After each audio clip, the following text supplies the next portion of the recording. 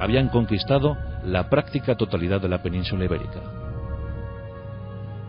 Cuando Agila II, el joven hijo de Bitiza, quiere reaccionar y protesta enérgicamente, incluso inicia un viaje a Damasco para protestar, pues le conceden algunas migajas. Le conceden 3000 villas, aunque supongo que a estas villas hay que quitarle algún cero. Migajas comparado con lo que él esperaba. En el 716 moría Agila II, y en el 720 su hermano, Ardono Ardabasto, que todavía resistía, todavía no era consciente de la realidad, de la nueva realidad imperante. Ardabasto moría en la Tarraconense, en el último reducto. ¿El último? No. El último todavía estaba por llegar. En la tropa de don Rodrigo se encontraba el jefe de su milicia personal, de su guardia personal. Se llamaba Pelayo. Según nos cuenta la leyenda, Pelayo y Rodrigo eran primos. Formaban parte del linaje de Chindasvinto. Eran nietos, por tanto, del gran rey, del magno rey Chindasvinto. Chindasvinto había tenido 3 hijos varones. Uno, que sepamos, Recesvinto, su sucesor, su primogénito, y otros 2 que forman parte de la leyenda, Teodofredo y Fáfila. De Teodofredo sería hijo Rodrigo, y de Fáfila, Pelayo. Como Bitiza sacó los ojos a Teodofredo y estranguló personalmente a Fáfila, pues la verdad que los seguidores de Chindasvinto no estaban muy contentos con Bitiza, por eso combatían al lado de Rodrigo. Cuenta la historia que Pelayo, en esos tiempos inciertos donde morían sus padres, sus familiares, viajó, peregrinó a Tierra Santa. Dicen que se entrevistó después con el Papa, y dicen que muy reforzado regresó a Hispania. Pero eso forma parte de la leyenda, de la crónica popular. En el año 711 sobrevive a la batalla de Guadalete, después de haber contraído innumerables méritos. Se refugia en Toledo. Allá se encuentra el obispo Urbano. Urbano está organizando la retirada, está recuperando los pocos tesoros que puede, y con un grupo de nobles huye de Toledo. Van a buscar refugio en las tierras del norte. Pelayo había nacido allí, en Cosgaya, en las tierras cántabro-asturianas. De allí era natural. Muchos nobles se refugiaron en la Septimania franca. Otros se aliaron directamente con los musulmanes y fueron vasallos suyos. Pero un grupo de irreductibles se refugió en Asturias. En principio tuvieron que ser vasallos. En la tierra asturiana se encontraba Munuza el gobernador, que operaba en Gijón, pero que controlaba su milicia desde Astorga. Y allí, lo que en principio fueron vasallos, poco a poco se fue convirtiendo en una rebeldía popular. Hombres de todas las procedencias, hombres y mujeres de todas las procedencias. Y en el año 716, 718 para otros, miraron con decisión hacia Pelayo, el hombre más fuerte de entre todos, el hombre con capacidad de mando, con capacidad de generar una guerra por sí mismo. Pelayo, un auténtico héroe para los godos supervivientes, dispuestos a recuperar la legitimidad histórica, dispuestos a recuperar el territorio perdido, dispuestos a recuperar Hispania para los cristianos, porque esto ya se había convertido en una guerra de religión. La cruz contra la media luna y al revés, el alfanje contra la espada, una forma de entender la vida contra otra. ¿Quién saldría vencedor? ¿Qué ocurriría a partir de ahora?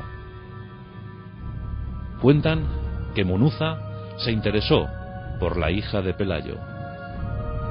Y esto fue la chispa que provocó ya la primera revuelta. Pelayo se niega en redondo a seguir pagando tributo, a seguir siendo vasallo de los musulmanes. En ese año 718 se puede hablar de una auténtica sublevación. Hombres llegados desde el País Vasco, hombres llegados desde Cantabria, hombres de la propia Asturias, hombres gallegos, hombres de todas las procedencias dispuestos a levantar su espada contra los invasores musulmanes.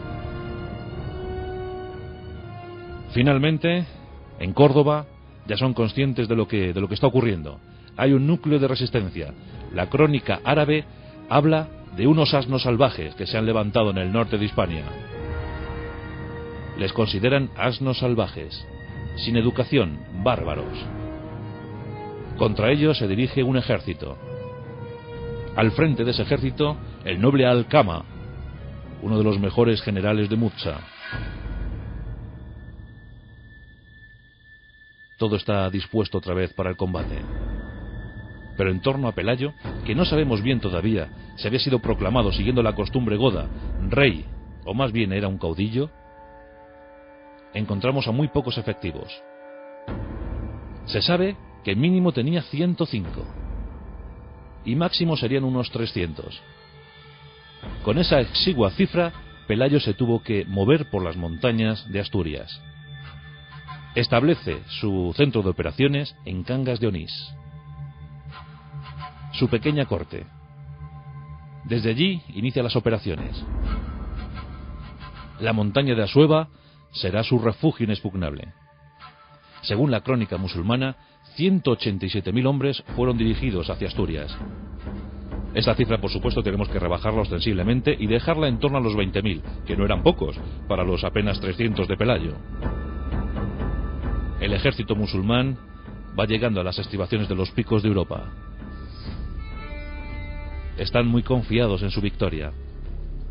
Pero Pelayo tenía la razón de la tierra, la razón de su linaje, la razón de más de 300 años de prevalencia en Hispania. 300 años donde la sangre se había hecho muy fuerte. Los árabes no estaban dispuestos a dejar pasar una oportunidad única, porque Hispania era uno de los objetivos, pero no el único. Por delante se encontraba el continente europeo. Saltarían a Francia, después, quién sabe. Por tanto, aquellos asnos salvajes, aquellos asnos del norte de Hispania, no iban a ser obstáculo para que siguieran avanzando los musulmanes. Los 20.000 hombres de Alcama se dirigen hacia Asturias, empiezan a entrar en el territorio. Los hombres de Pelayo, nerviosos, contemplan la escena imponente. Un ejército con honderos, con arqueros, con lanceros, con muchísimos jinetes. ¿Serán capaces de frenar aquello? En ese momento, Pelayo recibe una visión. En el cielo ve una inmensa cruz bermeja, el pendón perdido de los godos en Guadalete. Por si fuera poco, se le aparece la Virgen. Nuestra Señora se le aparece, para anunciarle que la victoria sin duda alguna estará a su lado. Después de esa visión, un ermitaño, dicen que surgido de la bruma, le entrega una cruz confeccionada con las ramas de un roble. Será la cruz de la victoria. Pelayo, más convencido que nunca, decide presentar batalla. Los musulmanes, para evitar mayores males, para evitar mayores bajas, envían a Donopas, al hermano de Bitiza, le envían como parlamentario. Donopas instiga a Pelayo a que se rinda, le anima a la rendición, le ofrece toda clase de promesas. Le dice que si abandona su terca y obstinada lucha, le entregarán sus antiguos terrenos, que le darán todos los honores, que se olvide de la guerra, que con los musulmanes está bien. Pero Pelayo piensa todo lo contrario. Piensa que aquello ya no es una guerra por el terreno, sino una guerra por la fe. Y que no va a ser invadido, no va a ser ocupado por alguien que no empuñe la cruz, que no rinda culto a la cruz. Por tanto, Pelayo se atrinchera en la Cova Dominica. Covadonga empieza a perfilarse en la crónica histórica de nuestro país. Los musulmanes inician los ataques, entran por los desfiladeros. Pelayo previamente había colocado a sus hombres. Estos manejaban a la perfección toda suerte de saetas, de lanzas, de piedras, de grandes riscos. Se movían como conejos por aquellas montañas. Conocían el territorio perfectamente. Los ismaelitas comienzan a avanzar por aquellos estrechos desfiladeros y pronto reciben los ataques, las flechas de los hombres de Pelayo. Nos acordamos todos del estrechísimo paso de las Termópilas, donde los 300 hombres de Leónidas consiguieron parar durante días las acometidas del imperio persa. Aquí, los 300 de Pelayo están consiguiendo frenar a los 20.000 hombres de Alcama.